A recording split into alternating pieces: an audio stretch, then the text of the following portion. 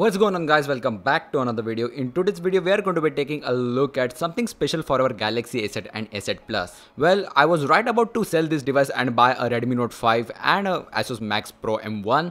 But just in time this thing dropped out and I heard the news about Lineage OS 15.1 for Galaxy S8. Well, why I was going to sell my Galaxy S8? I never sell my phones. I love all of my phones, but Galaxy S8 is lately not really been helpful for me. There are no ROMs for it. There are just like S9 port ROMs. In terms of AOSP, there is no luck at all. Cause literally Samsung didn't give the device sources for it. S7 Edge, it took the time, but almost right now we have a completely bugless AOSP experience with the latest Android version. For S9 we have treble and literally it has official Resurrection Remix, Lineage OS and all of the stuff that you like. For the S8 we literally have nothing. So Fevex and Ivan are hard at work for making this as stable as possible and just getting it out of the concept and just making the bugs less. So right now I have one of the first builds working over here on my Galaxy S8 Plus and it really looks extremely beautiful. But they have actually made it possible to just make the bugs as same as the Lineage OS 14.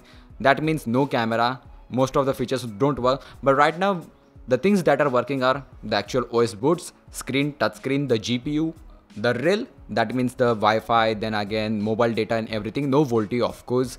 S9 doesn't even have VoLTE on AOSP ROMs. And it's just boots. So let's just take a look.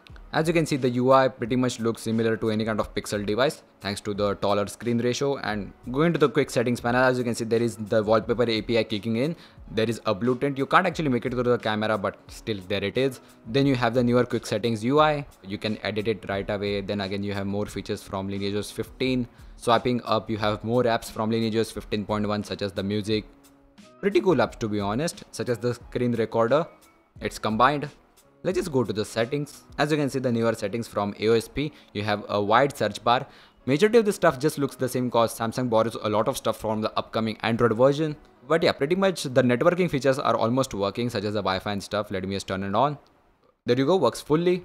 Then again going to the display, advanced. You have pretty much normal stuff from the Lineage OS 15. You have prevent accidental wake up, tap to sleep, just more features added over here thanks to the developers, display size, just pretty much normal things.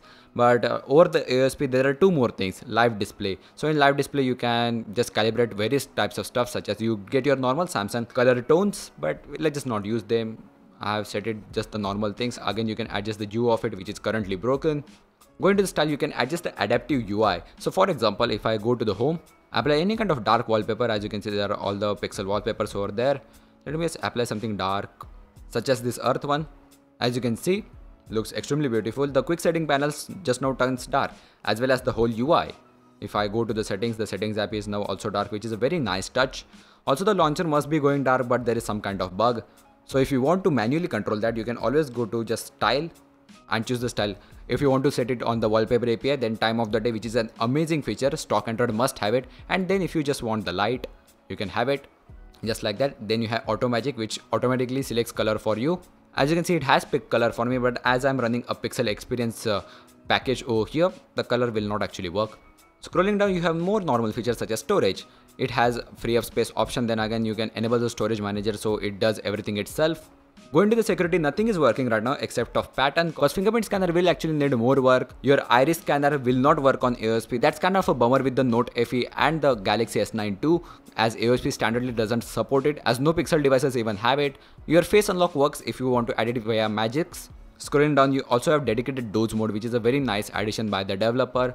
Going to the system, you have more options, but we'll just go to the about phone. Android version 8.1.0, the latest and the greatest. We would be seeing like a TouchWiz when the Note 9 releases. I hope it gets ported soon. Security patch April 5, the latest and the greatest that you can get. And that's pretty much it, guys. Thanks for watching. This was the exclusive first look of the Lineage OS 15.1 for our Galaxy S8 and S8 Plus. And if you want me to continue this series, please let me know in the comment section below, and see you in the next one. Peace.